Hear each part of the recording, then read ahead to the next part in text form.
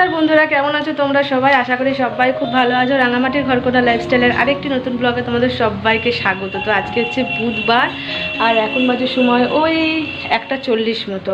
তো মিস্ত্রি ভাইরা সবাই খেতে গেছে। তো আজকে 3 জন এসছে, তো খেতে গেছে ওরা সবাই। তার ফাঁকেই আমি আর কি ভাত বসিয়ে দিয়েছিলাম। তো ভাতটা কিছুটা প্রায় হয়ে এসছে, তো আলু সেদ্ধও দিয়ে দিয়েছি। আর হচ্ছে সেখানে ডাল সেদ্ধ, এটা ডালটা সাঁতলাবো। আজকে রান্না হবে হচ্ছে ভাত, আলু মাখা, ডাল আর হচ্ছে পোস্তর বড়া। এই যেখানে পোস্ত নিয়ে নিয়েছি, এটা শিলে বাটবো। কারণ হচ্ছে কালকে চিংড়ি মাছের তরকারিটা খেয়ে যেমন ঝাল তো লেগেছিল তোমাদের বলছি, তবে চিংড়ি মাছটা খেয়ে না একটু শরীর খারাপ হয়েছে। কারণ রাত্রেবেলায় আমার দিদি বললো যে লাল চিংড়িটা খেলে নাকি শরীর খারাপ করে, পেটের প্রবলেম হয়। তো সেটা তো আর আমি জানতাম না, আমি নিতাম না। যেহেতু চিংড়ি মাছ আমার ফেভারিট, তাই জন্য চিংড়ি মাছ দেখেছি আর নিয়েছি। তো যেহেতু খাওয়া হয়েছে না, সকাল থেকে শরীরটা একটু বেশ খারাপই লাগছে। মানে পেটটা হালকা ব্যথা করছে বা কিছু এরকম হচ্ছে, আর শরীরটা যেন ম্যাচ করছে, ভালো লাগছে না শরীরটা। তো তার জন্য আর কি বর বললো তুমি একটা কাজ করো, হালকা পাতলার উপরেই আজকে রান্না করো, হালকা পাতলার উপরেই খেয়ে নেবো। আর তাছাড়া সকালবেলায় বর আর কি বাজার যাওয়ার একদমই সময় পায়নি বাজার যাওয়ার। সেই জন্য ও যেহেতু আজকে আমি বেরোতামও না, যেহেতু শরীরটা খারাপ আছে, ওকে একাই যেতে হতো বাজার।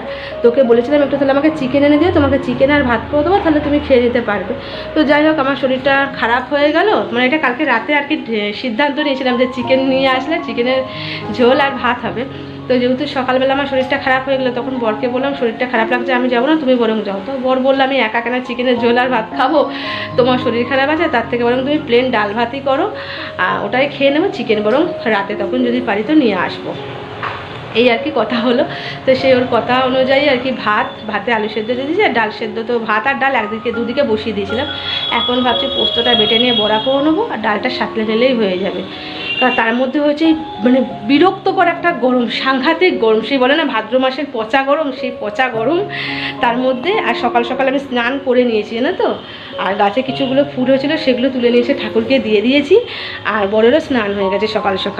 কিন্তু গরমটা এতটা সাংঘাতিক আছে, আর বাইরের রোদটা এতটা সাংঘাতিক আছে, মানে হাত পা লাগলে মনে হচ্ছে না কেউ, মানে ওপর থেকে কিছু গরম তাপ, মানে ছ্যাঁকা লেগে গেলে যেরকম আর কি অবস্থা হয়, সেরকম একটা পরিস্থিতি লাগছে। সেই জন্য না ভালো লাগছে না। আমার চোখ মুখ দেখে তোমরা বুঝতে পারছো যে শরীরটা একদমই ভালো নেই।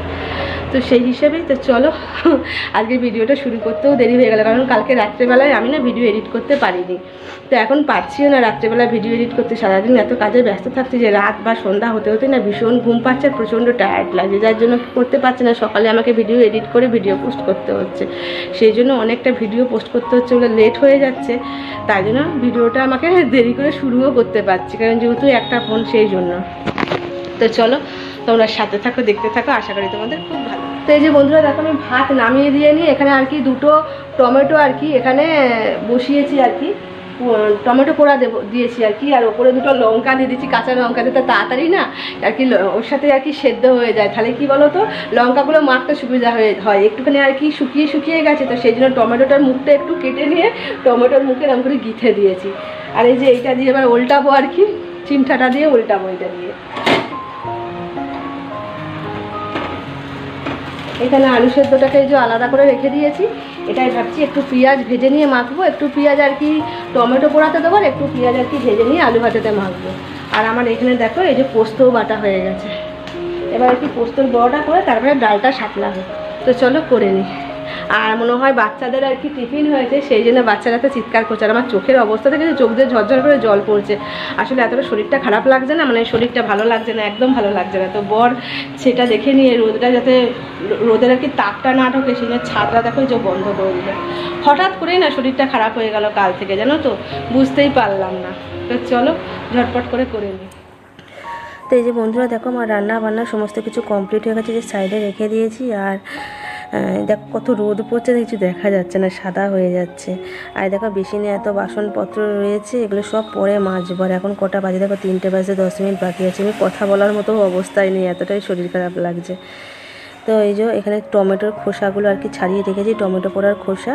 তো চলো তোমাদের দেখিয়ে দিই কী কী রান্না হয়েছে। দেখো প্রথমেই এই যে পোস্তর বড়া একটু আর কি পুড়ে গেছে, পোস্তর বড়াটা কালো হয়ে গেছে। আর এই যে ভাত, আর এই যে টমেটো মাখা দেখো পেঁয়াজ দিয়ে মেখেছি আর কাঁচা লঙ্কা দিয়ে।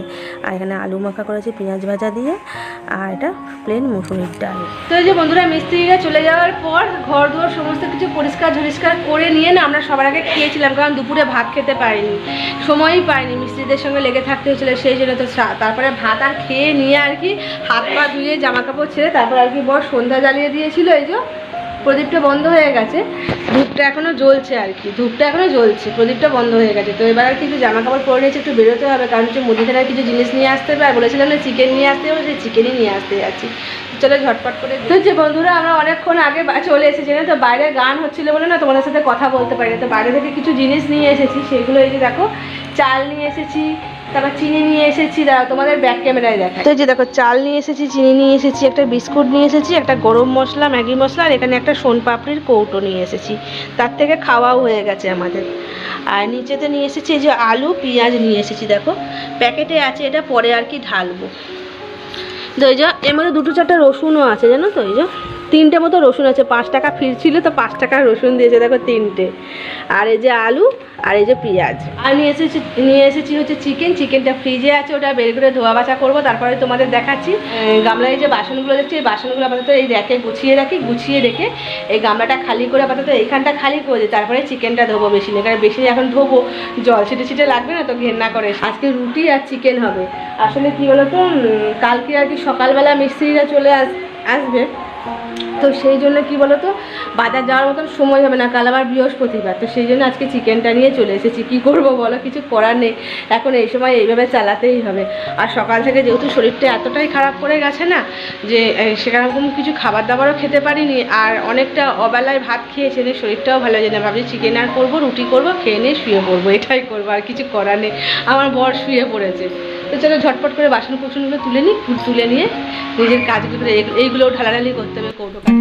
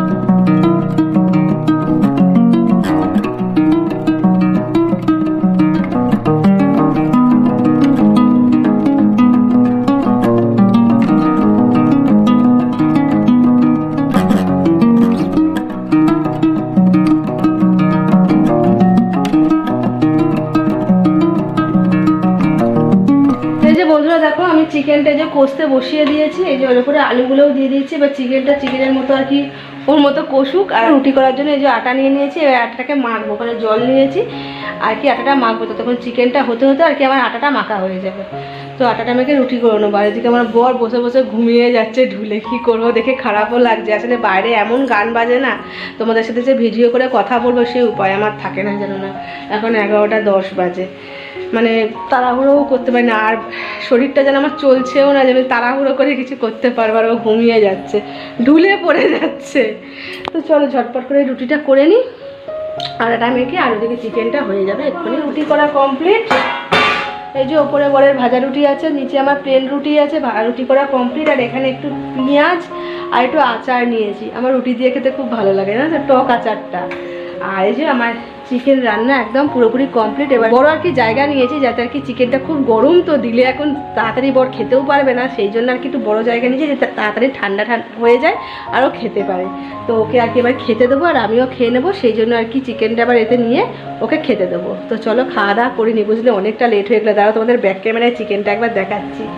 আর এখন বাজে ওই 12টা বাজতে 5 মিনিট বাকি আছে। তো এই যে দেখো আমার চিকেনের লুকটা ঠিক এরকম হয়েছে। এই সবে আর কি গ্যাসটা বন্ধ করলাম। তো চলো বন্ধুরা এবার চিকেনটা আর কি তুলে নিই আর কি বরকে রুটি দিয়ে দিই, বুঝলে, কারণ ওর খিদে পেয়েছে, তার সাথে মনে করে ভীষণ পরিমাণে ঘুম পেয়েছে। আসলে সারাদিন এত ওর টায়ার্ড থাকে না, মানে বাইরে কন্টিনিউ দাঁড়িয়ে থাকে মিস্ত্রিদের সাথে, তো সেই জন্য মনে করো রাত হতে না হতে ঘুম পেয়ে যায়, আমারও ঘুম পেয়ে যায়। কিন্তু আমার যে কাজগুলো থাকে, যেমন আজকে মনে করে ভিডিও আর কি এখন আর এডিট করা সম্ভব হবে না, সেই সকালবেলা এডিট করে আমাকে দেরি করেই হয়তো ভিডিওটা পোস্ট করতে হবে, কিছু করার নেই। এই কিছুদিন আর কি এইভাবেই আমাকে চালাতে হবে, কিচ্ছু করার নেই। তো যাই হোক চলো বন্ধুরা, খেয়ে দিয়ে নিই, তারপর শুয়ে পড়বো বিছানাপত্র করে। এখন বাসন কোসন কিচ্ছু মাজবে না, শুধু যদি পারি তো গ্যাসটা পরিষ্কার করে রাখবো, নাহলে সেটাও পারবো না, হয়তো শরীরে দিচ্ছেই না, এমনিতে শরীর খারাপ, তার মধ্যে মনে করো আর রান্না বান্না করে নিয়ে আর শরীর দিচ্ছে না গো। তো চলো আজকে ভিডিওটা আর বড় করছি না, দেখা হবে আবার একটা নতুন কোনো ব্লগ ভিডিওর সাথে। ততক্ষণ সবাই খুব ভালো থেকো, সুস্থ থেকো, আর আমার ভিডিও ভালো লাগলে অবশ্যই এটা লাইক কমেন্ট শেয়ার করে দিও, আর আমার চ্যানেলটা সাবস্ক্রাইব করে আমার পাশে থেকো। তো তোমাদের সবাইকে টাটা আর গুড নাইট, সবাই খুব ভালো থেকো।